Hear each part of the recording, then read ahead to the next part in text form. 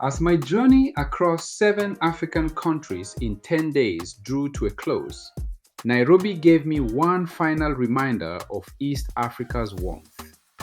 Before leaving the city, my Kenyan friends surprised me with gifts, thoughtful presents that reflected the culture and brotherhood I had experienced throughout my time in Kenya. It was more than hospitality, it was honor. A gesture that made me feel seen, valued, and celebrated as a fellow African. These are camera straps. Yeah. And I think, you can look for which one you love. These are camera straps. I like this one. This one, the first one. This one? Yes, I love this one. Yeah. These are camera straps. This is my friend, Kevin, yeah? Kevin is a taxi guy that took me down here. Nicely, I understood that he has been also a sort of a NGO worker, Yes, isn't it? I'm the director of the Youthful Action Association. Yeah. Where we work with marginalized groups in Kenya. Okay, and he's a Maasai. Yes. He's a Maasai tribe. Yes. And I love the Maasai tribe. So it's such an honor that he gave me. You can see I have a beautiful calf now. So my YouTube guys, you see that I'm having a lot of favors here in Kenya. And that means I'm gonna come back to Kenya early next year to do a full documentary about the Maasai tribe. So they are such a lovely group of people. So yeah, guys, say thank you to Kevin. Thank Kevin, you, guys. It's a pleasure. It's a pleasure to meet you, brother. sir. Thank you. Yeah. Thank you. With gratitude in my heart, I boarded my flight, leaving Kenya behind. The route took me across the continent once more, passing through Angola, another African nation on my radar for future exploration, before finally touching down in Lagos, Nigeria.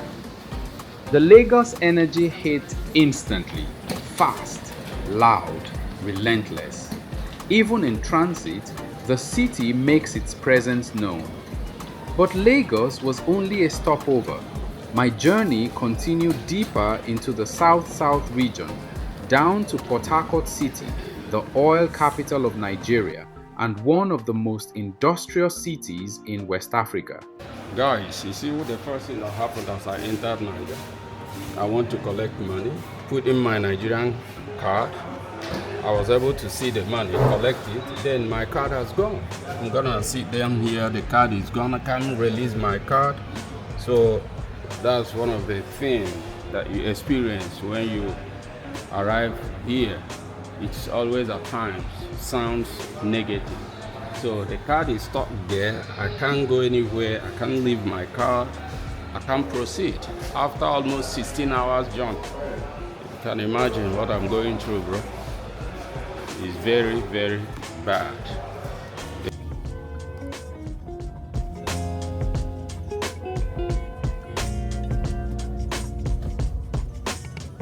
So how is life here, my brother? We're only surviving, it's not going to be easy. Yes.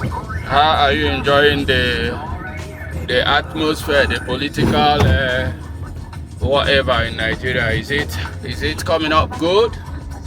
As far as I'm concerned, nothing good is coming up. nothing good is coming up. But do you know this is exactly like other countries?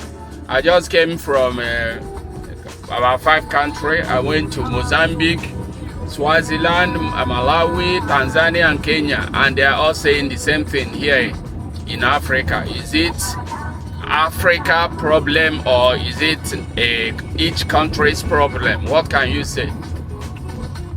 The thing, what I see there from my own understanding is what we are even comparing of.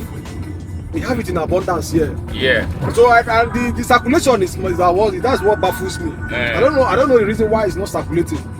Because we have everything in abundance. We have what it takes to make this thing work. For it not to be circulated, that's where my question comes up. So because for this, it used to be like this in the days of some past presidents. It used to be far better than this. So what will you advise whoever that is ruling Nigeria to do to make things a bit easier for the citizens? First of all, they should work on the dollar. Yeah. That's first. Yeah. They should work on that dollar. That I think that dollar is killing the currency. Yeah. They should work on that dollar. If they work on that dollar, then they should concentrate on agriculture. Yeah. Those two things first. Yeah. So Yeah.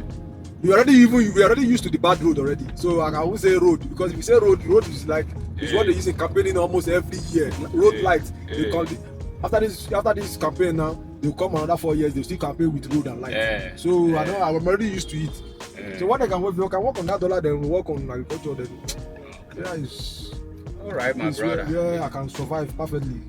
It's a pleasure. What do you think about going outside Nigeria? Are you the type that believe that everything is better outside Nigeria? I would say in my I would say yes. In my own opinion, yes. You think everything is better outside Nigeria? Because in a country where your basic is affordable, where you can easily access your basic, I think it's far more better. Where you can easily access water, access good road, access lights at your own pleasure. I think it's far more better, because here you. As my taxi rolled towards the local airport to Port Harcourt City, the driver's voice broke the silence. A simple question. How is Africa out there? Is it better anywhere else? Opened a doorway to a deeper truth I had carried throughout my journey. Looking at him through the rearview mirror, I could see the same worry I had seen on faces from Nairobi to Lilongwe, from Lusaka to Johannesburg. The same strain, the same desire for something better. My brother, the whole world system, it is not designed for people like us. The poor, the everyday hustlers, the ones on the streets trying to survive. Whether in East Africa, Southern Africa, or West Africa, the hardship is the same. Different accents, different flags, but the same struggle written across every country. In Nairobi, I saw youths fighting against corruption. In Tanzania, I saw people working long hours to earn enough for one meal. In Malawi, families are stretching their limited resources to survive. In South Africa, the gap between the rich and the poor is wide like a valley. And now here, in Nigeria, the stress of survival is painted on every face.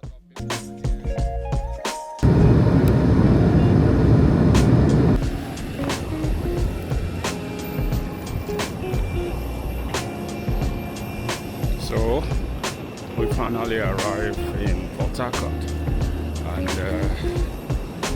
we are going straight to interview one of the elites that lives and control this city, Port Harcourt.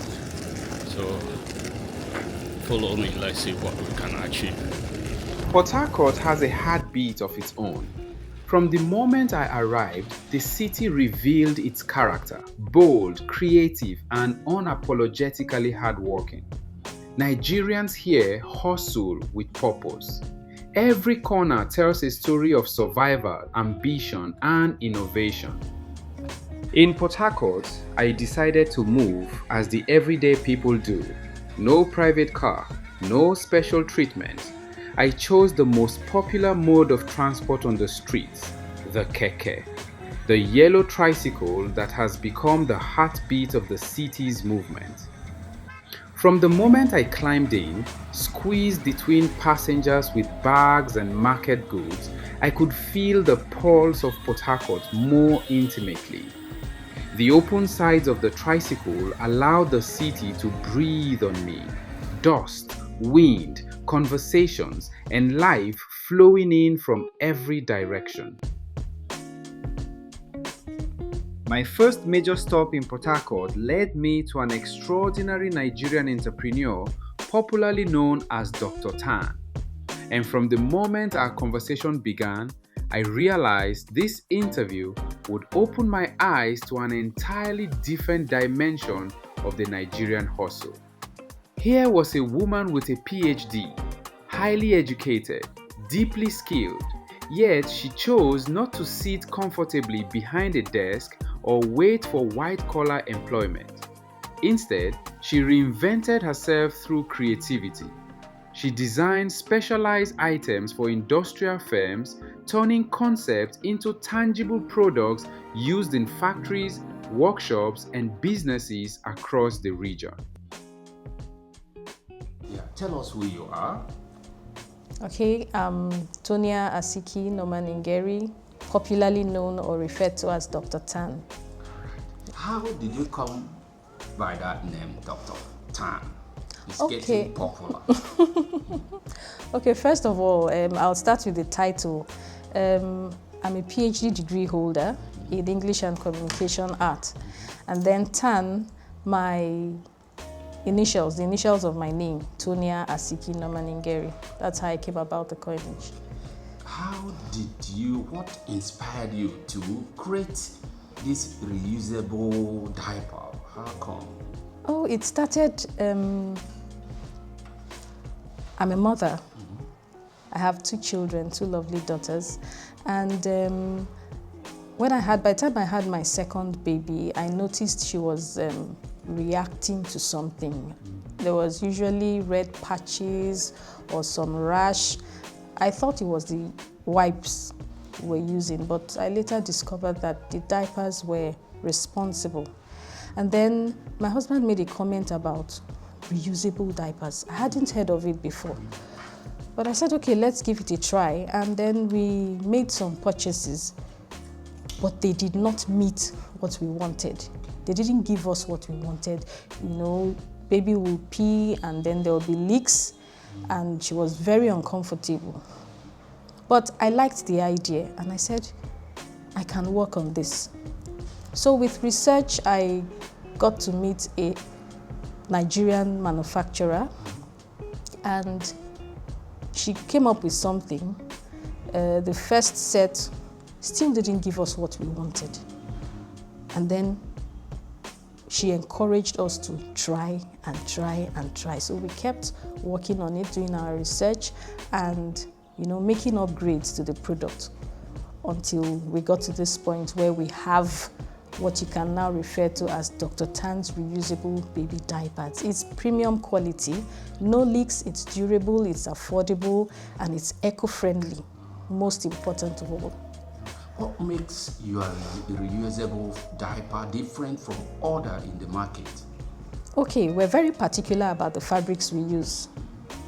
Generally, people just mop up fabrics and put things together, but we are particular because it's meant for babies, infants, and their skins are very sensitive to a lot of things, and this comes in direct contact with the body of the baby. So we have to be careful about the fabrics that we use. So we make sure they are baby skin friendly.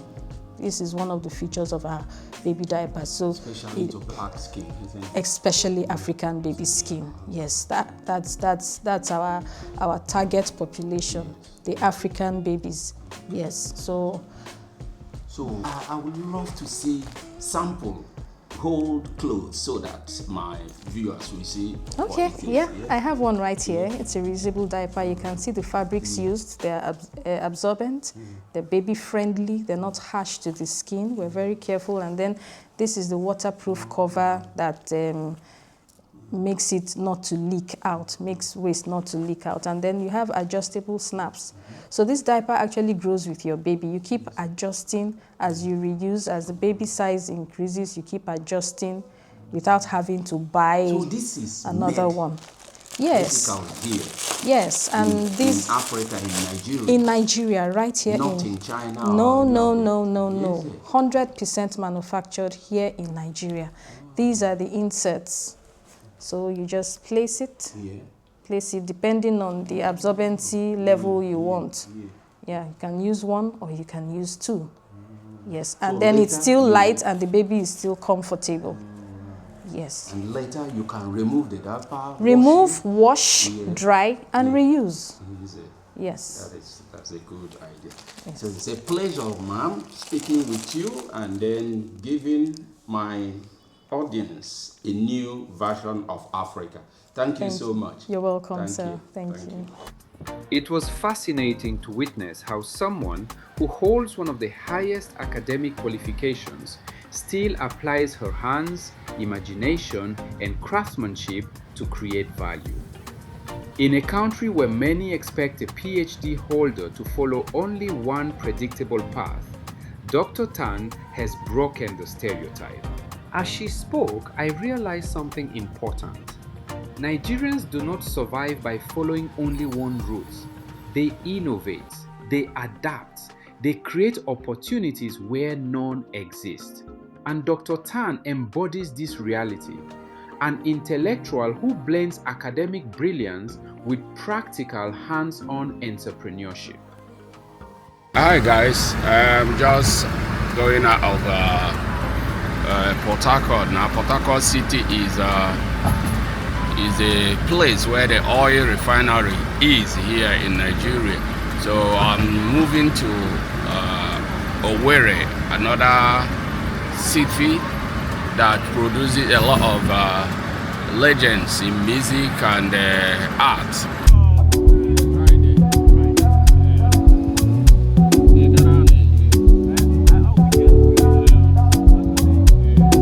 Leaving Port Harcourt behind, I continued my journey deeper into the heart of eastern Nigeria. After about 87 kilometers on the road, I arrived in Owerri, the capital city of Imo State. Immediately, the atmosphere changed.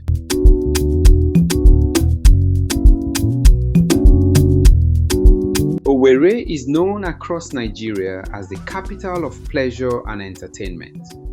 Owerri welcomes visitors with a vibrant mix of hotels, lounges, eateries, and recreational centers scattered in almost every corner. It could be rated as the city with the most hotels in Africa. There is a hotel every 1 meter.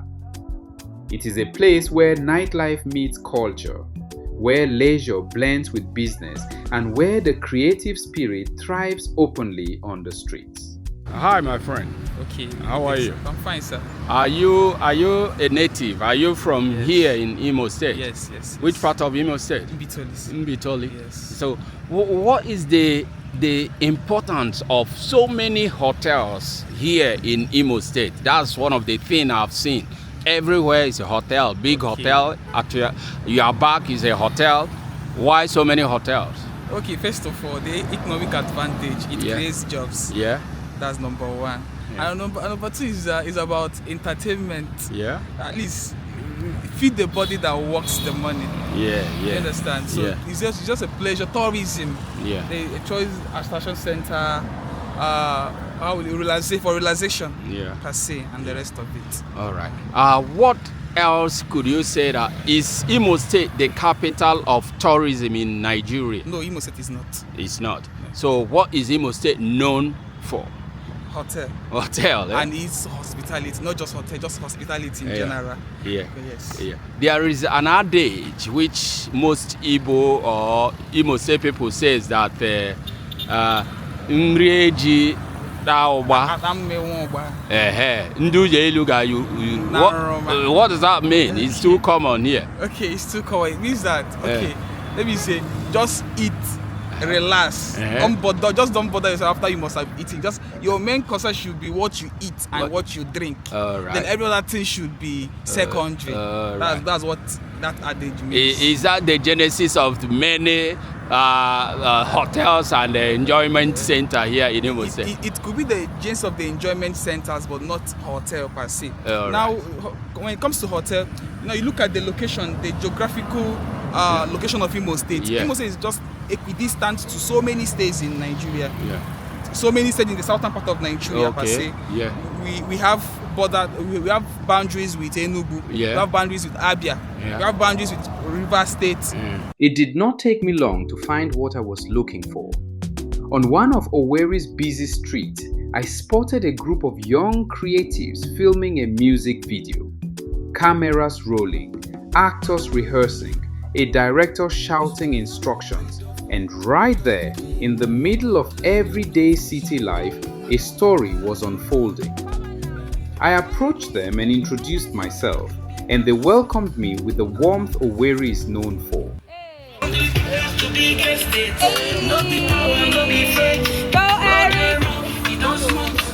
Mama don't get roasted. I don't do that. I don't do that. You don't do that. I don't do that shit, man. No, we play. Hey, come on now.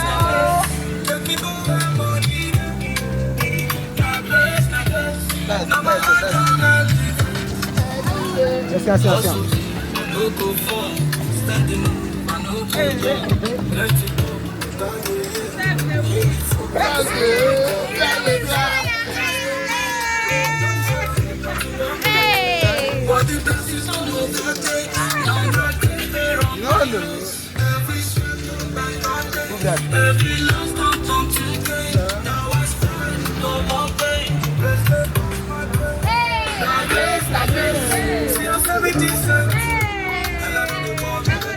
Hi, sister. Hi. How are you? I'm very well. I see you doing a very good production here. Yeah, actually. What do you do? Tell us. Okay, basically CEO of the Dance Drill Academy here. Yeah. I'm Zina. Zina. Yeah, so I have an academy where we do dancing, videography, every kind of media stuff you can think about. Acting, modeling, bring it, we're there. Yeah. All right. Yeah. So, how many years have you been doing this? Let's say 3 years now. Mm-hmm. Yeah. 3 years. Yeah. And then have you traveled out with your groups like in Lagos, bigger cities, do any production? Basically, we've not traveled out yet, but we will. We have a project coming up. Yeah. Yeah. So, but what we do now is just covering events, dance shows, music, harnessing talents, bringing out talents so that they can make good use of their talents, make money with it too. Because not everybody that is going to be opportunity to go to school. So why not you use your God-given talents, to be productive and impact the society? What will you advise upcoming Black Africans everywhere, blacks, in terms of empowerment? What will you advise them? Okay, so basically I'm going to give an advice of stay focused, and you see that your passion, don't sit at home. You have passion for dancing, you have passion for singing, whatever passion it is you have, make sure you're coming out with it, because if you keep it back, you're going to regret it. And for my Gen Zs, okay, our parents are not really going to understand these things. Because when a child comes out and say, oh, I'm a dancer, I'm a singer, most parents do not understand it. So if they don't understand it, I understand it. So send me a DM, I got you big time. Thank you, sister, thank you. All right. Oh. Yeah. My friend, how are you? I'm doing great. I see you doing a great dance there. Thank you. Tell us about yourself. What do you do? Actually, I'm Sweezy. That's my stage name. We do music, I'm an artist here in Owerri, So you are an artist. Are you a dancer? Actually, we do dance as an artist. We got good moves too. As an artist, you have to have some, wonderful moves as well. So we have interesting moves. Sure. So how did you start? I mean, it's all about passion. It's all about passion. Actually, it's all about what you want to be, like what you've always loved to do, something like that. I've always wanted to be an artist, and I've always loved this music vibe. I'm always, carried away with the whole thing about music. So I'm a good fan of music. So you are a general artist. You sing, you dance, you do everything. Sure. I sing. Have you performed outside Owerri here? Outside Owerri? Yeah. Actually, I've performed outside Owerri in PH City, Port Harcourt City. And as well in Delta State, Sapele. Besides, I've performed in Sapele as well. So, all right. Okay. So we wish you a very, very happy talent so that you can excel worldwide, okay? Thank you very much. Thank you. Tell us who you are and how did you come up with this? My name is Venom. That's my stage name, but my name is Eric. Eric. My name is Eric. All right. Yeah. Where are you from? I'm from Abia State, Nigeria. Yeah, from here in Imo State. Yeah, I'm from here in Imo State. So you are an artist, eh? Yeah, I'm an As well artist. I'm here to shoot my song, Grace. Yeah.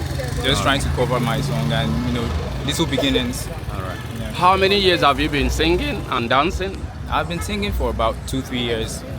2-3 years. Yeah. All right. So I'm still upcoming. All right. Who do you want to be like when you finally blow? Who I want to be like? My role model is Burna Boy. Burna Boy. Yeah, and you're looking like him, isn't it? Yeah. Right. He's my role model. All right. So what will you advise guys, young girls, everybody out there? My advice to the young guys and young girls out there, these little beginnings really matter. Yeah. They are what makes us come into the spotlight. Little beginnings are, important. Yeah. When I started off, I was feeling like it's not paying off. Yeah. I wasn't seeing the progress, but I just told myself I need to go out there and show my talent to the world. Maybe from here, who knows, I might end up somewhere great tomorrow. Yeah. Just little beginnings. Yeah. Stick to it. Keep pushing. All right, very much. It's a pleasure. Yeah, thank you. Thank you.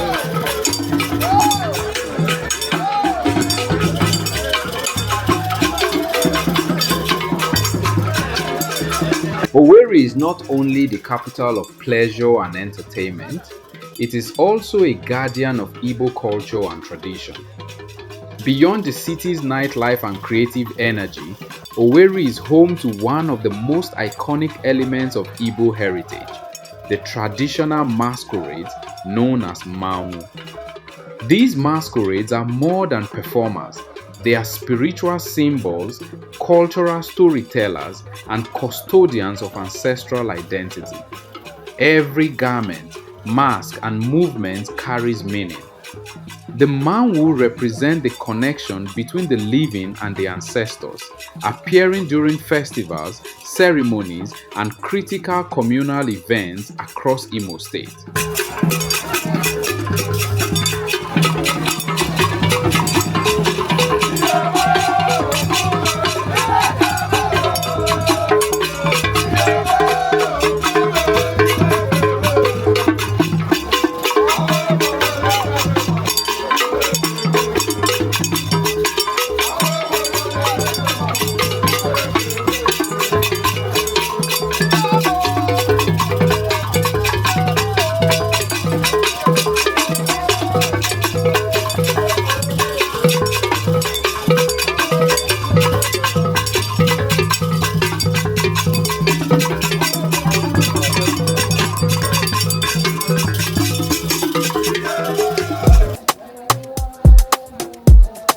My final exploration in Nigeria took me into one of the most talked about industries in West Africa, the bone straight hair market. This was not just another stop, it was a continuation of a journey I began earlier in China, where I investigated how human hair is sourced, processed, and shipped across the world.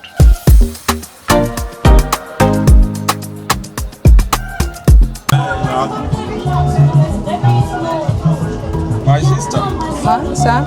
how did you start doing this thing?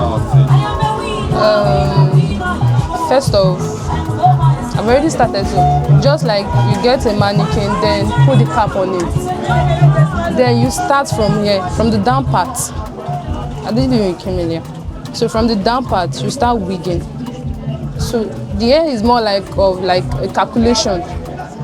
So if you are sewing like this now, you hold it like from here, then you take both with the cap,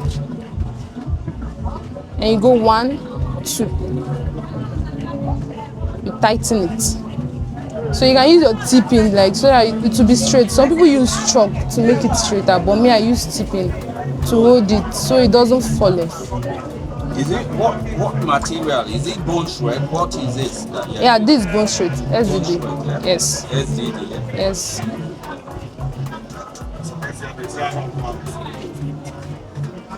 So let me see the raw material, how it is before Okay. you start sewing.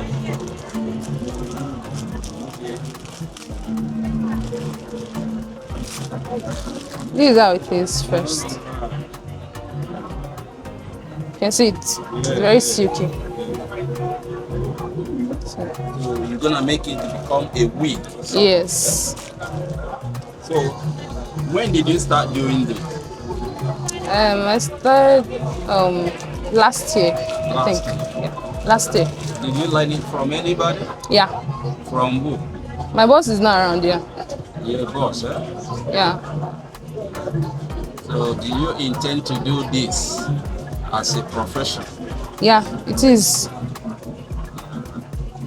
What will you advise anybody who wants to be doing this out there? Well, I would say they should be consistent because sometimes it might feel like you're wasting your time because it's kind of stressful, especially when the work is much. But if you're consistent and you really focus, you achieve it and you like it. So what will you say is like, how much can you make doing this? It depends, oh. It depends. I can't say an actual amount. So it just depends. Per week is how much? Per week in? Week, each week, how much is it? Like a fully done week? A fully done week is from 10,000. 10. So how many can you do in a day? It depends on this time I started. I can do like 7 a day. 7 in a day.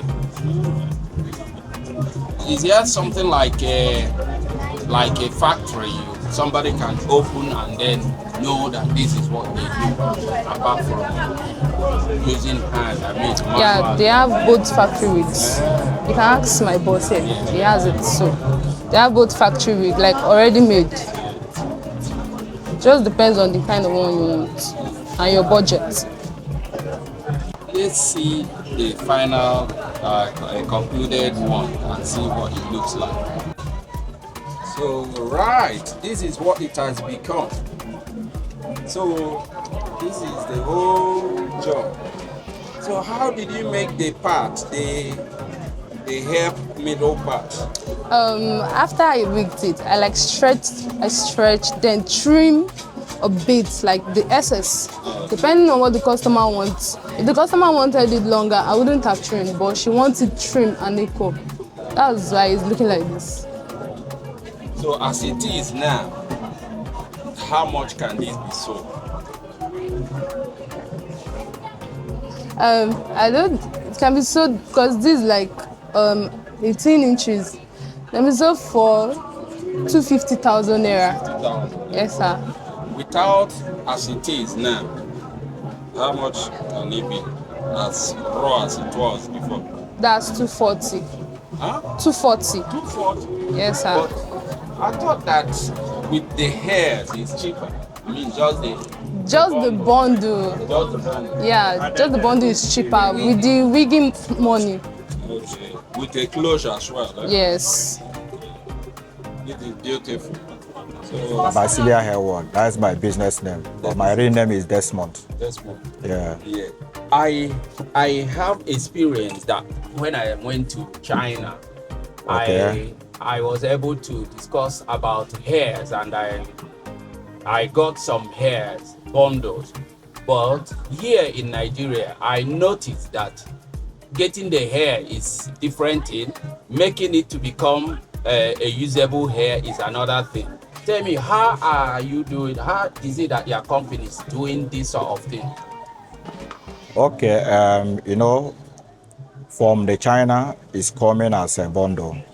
Some come as a wig also in China, but in Nigeria, most of the people in Nigeria prefer the bundle so that they will know the gram, the volume, and they can wig it by themselves. Once it's a wig from China, you cannot know the volume of it or the gram of the hair and the quality. So in Nigeria, we select and we wig by ourselves. That's how we do it. And then what about this turning it into a wig? How did you people start doing this? I mean, I thought it was something you stitch into the woman's hair. Stitching into woman's hair has been an old fashion. Yes. When we learned that making it wig will be easier to wear for women's, because of Nigeria, because of other countries, because of the weather, so it's very good that you turn it to wig. When you come back home as a woman, you can remove it. So turn it to wig, it will help the hair to last very long, It will help the hair to maintain the texture, you know, so it will help the hair to abstain from the heat. Because when you sleep with the hair, wake up, or you walk with the hair, your heat will spoil the hair. You make it start tangling. So turning it to a wig is very, very okay. It's the best idea for women to go on wig. And right now, I don't think any woman is still stitching weave-on on her head again. Where are you based here? This place is This place is Balogu, Lagos Island. Yeah. Is it like this all over Nigeria, or mostly here in Balogu that you do this transformation of hair bundles into wig? It's all over Nigeria. All over Nigeria. Yeah. So, and then you basically buy, sell, supply. Tell us what you do basically. I buy and I supply. I buy direct from the factory in Vietnam. Yeah. I buy direct from the factory in China. Yeah. So, and I supply to the wholesalers all over the world. We supply all over the world. I understand you supply even to UK. To UK, US, Canada, some part of the Africas, all over the world we supply. So what is it that the people in UK and Canada cannot do that you are doing it here in Nigeria? One is exchange rates, and two is importation. You know, custom duty from China to UK is very high. You know, but the custom duty from China to Nigeria is lower, and Nigeria has more of importation. People that import more than in UK. So in many of Nigerians, especially Igbo people, they are into importation. So they bring quantity of these hairs from all over the country, like from China or from Vietnam. So which make the rates to be cheaper here in Nigeria than other countries. And again, I understand you also convert these bundles into wigs. Yes, yes. Manually, like what the young lady was doing. Yes, yes. They don't do that in London and the other. They do, but they charge more. You understand? If you see anybody that can wig as the girl is wigging, it will charge up to maybe 30 pounds or 50 pounds, which is a lot of money. But here in Nigeria, 10K, your wig is done. It's a pleasure speaking with you. Thank you, my brother. Thank you, my brother. Thank you.